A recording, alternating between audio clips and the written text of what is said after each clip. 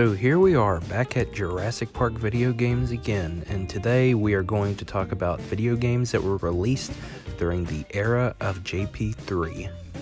The first game that we're going to come to is Jurassic Park 3 Dino Defender for the PC and Macintosh. I remember having this game when I was a kid. I had a Windows 98 PC, and from what I remember, it was not very awesome.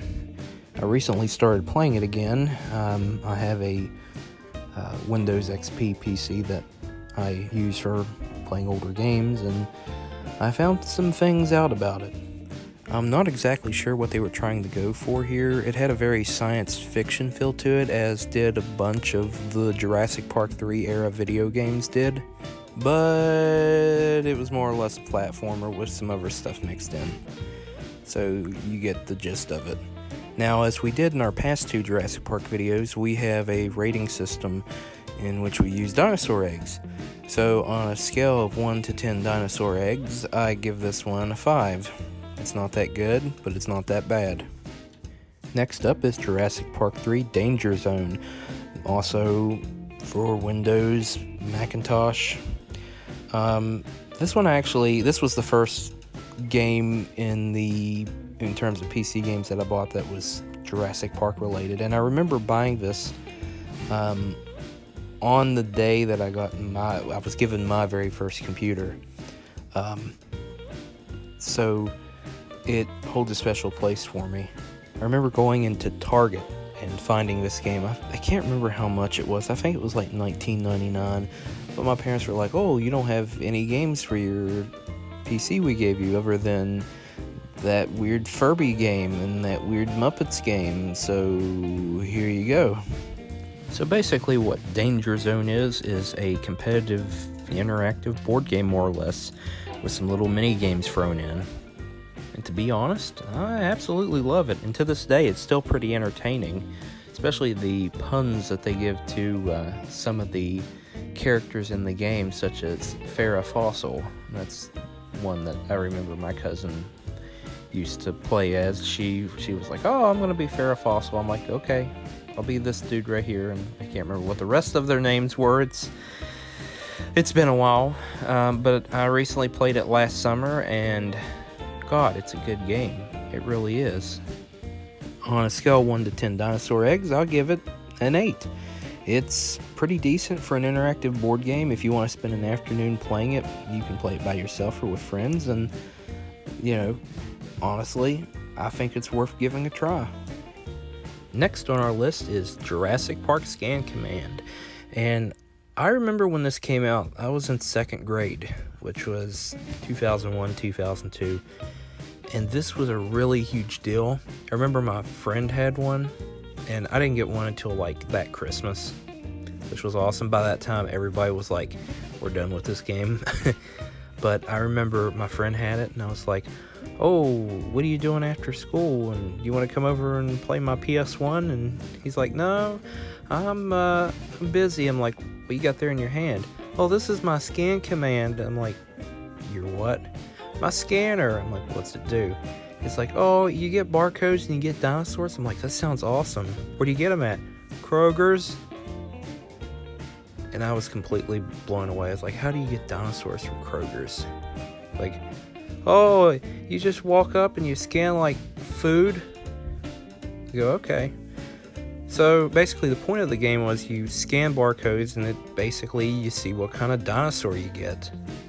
And it was a fad that did not last very long. I think the Jurassic Park Scan Command was on the market for maybe over, I'm going to say probably about a year and a half before it faded into obscurity. I'm going to say probably until like summer of 2002. By that point, it was already forgotten about. I had played mine. I had already forgotten about it by the end of 2002. I got it for Christmas 2001. And basically, you scan barcodes, you get dinosaurs, and then you fight them, which was a pretty awesome concept at the time. But compared to the only other Jurassic Park fighting dinosaur whatever game, Warpath Jurassic Park, it is not that good. So it's definitely one of those gimmick kind of things. On a scale of 1 to 10 dinosaur eggs, I give this one a 4. It was not good. It was a cool novelty at the time that didn't last long. It had a lot of potential, but they let it go to waste. And that's why I give it such a low rating. Next on our list is something you've probably never seen before. I'd be surprised if you have. Jurassic Park 3, the arcade game by Konami. And it was a light gun game. You basically shot at dinosaurs, and that was pretty much it. It was similar to how the two past Sega developed games were. This was one arcade game that was mostly forgotten about. Of course, Konami had the rights to Jurassic Park at the time, which they continued to for a few more years after that. But it was one of those games that it completely got lost in the shuffle. Of course, it was in an era when arcade games were mostly forgotten about, and no one really talked about them at that point. But I've actually had the chance to play this one a couple times at my local arcade that I used to go to, and it's actually not bad. On a scale of 1 to 10 dinosaur eggs, I give this one a 6. It's not as good as the Sega light gun games, but it's decent. The next game is Jurassic Park 3 Island Attack for the Game Boy Advance. Released in 2001, shortly after the release of the film, actually it came out in November of 2001, you play as Alan Grant as you try to get to the coast and to be rescued. The game has some it's pretty good gameplay for a Game Boy Advance game, and it's actually pretty enjoyable. I remember I didn't have this game, but a friend of mine did growing up, and I played it pretty often, and I'm pretty sure that I borrowed it from him pretty often. This one actually came out before Island Attack, but for the sake of, keeping things in order and whatnot, we're not too worried about it as long as they came out in the same year. So this came out in 2001. It came out actually around the time it was released in theaters. But where can we start with this game? So basically the game is you're just collecting DNA. It's basically, it gets spread out all across the island, and you have to go and collect it. And there's some mini games and whatnot.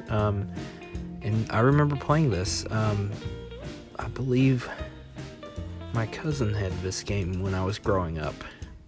I'm pretty sure that's who it was I borrowed it from.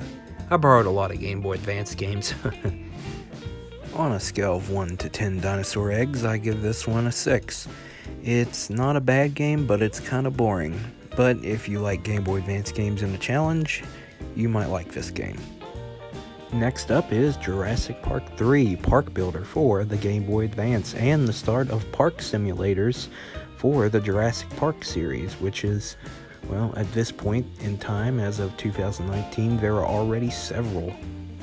So basically, the game is what it is. You build your own park on your Game Boy Advance, and you get different dinosaurs and whatnot, and it actually was a pretty good start for a park simulator, considering, you could do all that on the Game Boy Advance. Of course, the graphics aren't the best in the world, but I think you get the gist of it. On a rating of dinosaur eggs, I give this one a 9 out of 10 dinosaur eggs. It's a pretty good park simulator. It's for your pocket. And I really think that if you haven't played it, you'll probably enjoy it. I know I did. My friend, another title I borrowed from him growing up, I played it. Probably kept it for about a month and then, gave it back, and I loved it. So, 9 out of 10.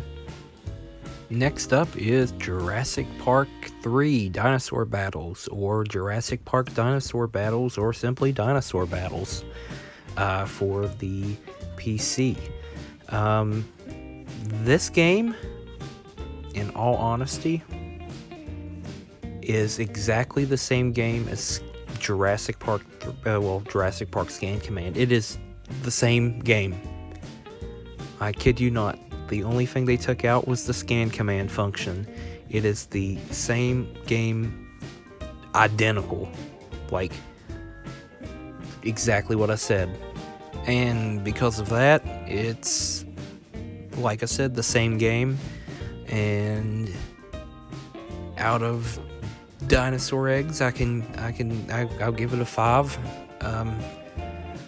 It's 5 dinosaur eggs out of 10. I mean, it's not bad, but at least it makes it just slightly a little bit better because it takes away the scan command thing. So there we have it. Now this game is the pinnacle of all awesome games. Jurassic Park Operation Genesis, and this game couldn't have came at a better time. It was like about 2 years after the release of JP3. But the sad thing about it is that the game tanked upon release. It was a game that nobody bought, and it was seldom advertised other than a couple trailers that was released on like demo discs, and a couple that was released online, and that's it. There wasn't really any news about it or anything. Nothing covered major on it, and it failed because of that. But it's regarded as one of the best park sims ever released, even by today's standards. I mean, we have Jurassic World Evolution, but this one, if we hadn't had this game, we probably wouldn't have got a lot of the stuff that's in Jurassic Park Evolution. So this game revolutionized all of that. I remember I had this game for the original Xbox back in... I actually bought it from a bargain bin at a Kohl's department store around 2006, I believe. Around I think August or September 2006. I can't remember. But it was in a bargain bin for like $19.95, which, you know, it's a game that's been out almost over 3 years at this point. And I remember I bought it for original Xbox, took it home, played it, absolutely loved it. It was like the best game I ever played. And by the way, this game was released for the PlayStation 2, the original Xbox, and for the PC. With the PC version, you could actually, years later, like I mentioned in a previous video, Jurassic Park Legacy, they had a whole thing on their website where you could get like mods for like skins and stuff like that. And if you look around on the internet today, there's actually still quite a few mods that are out there. I mean, you could even get a mod to get like different dinosaurs. You could even get one to get like Godzilla, like the 2014 Godzilla, and you can even get Zilla. Like, those mods exist. On a scale of 1 to 10 dinosaur eggs, this one gets a perfect 10.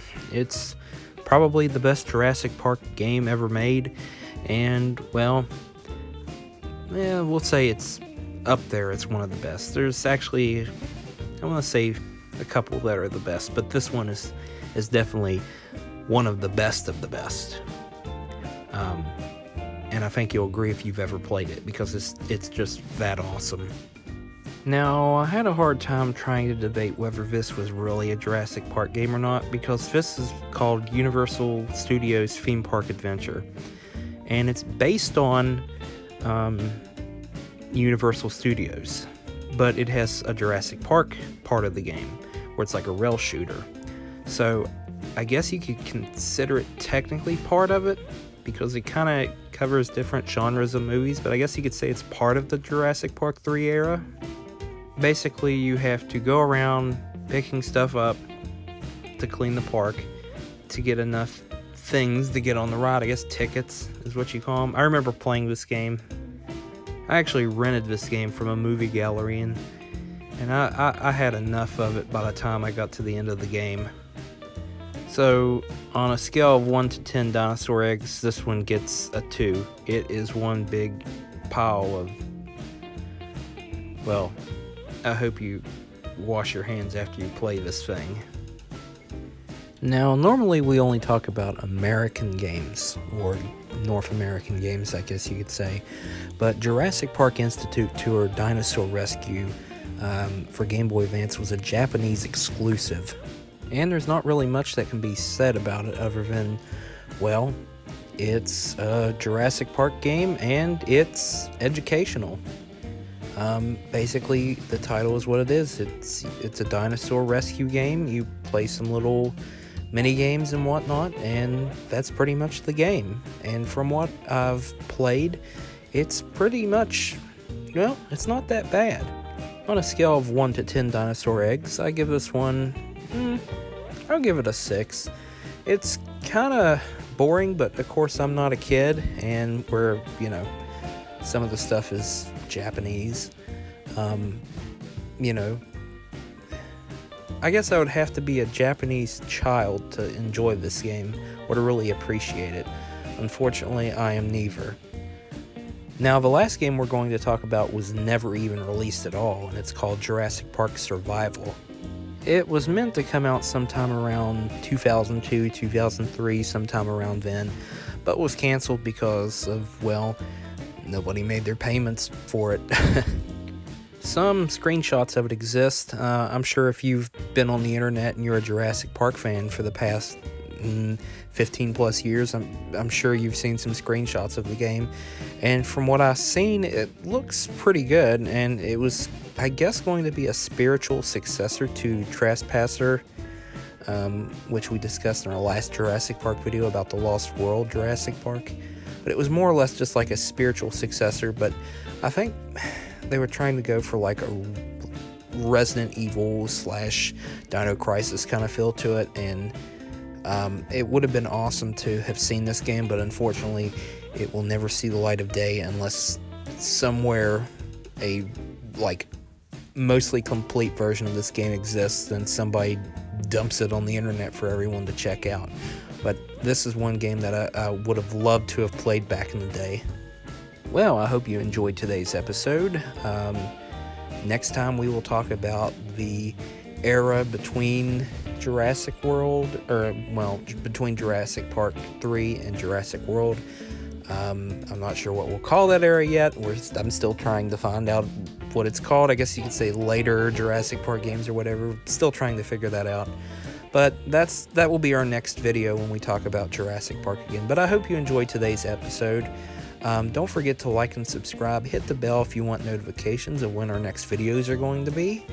And until next time, I'll see ya.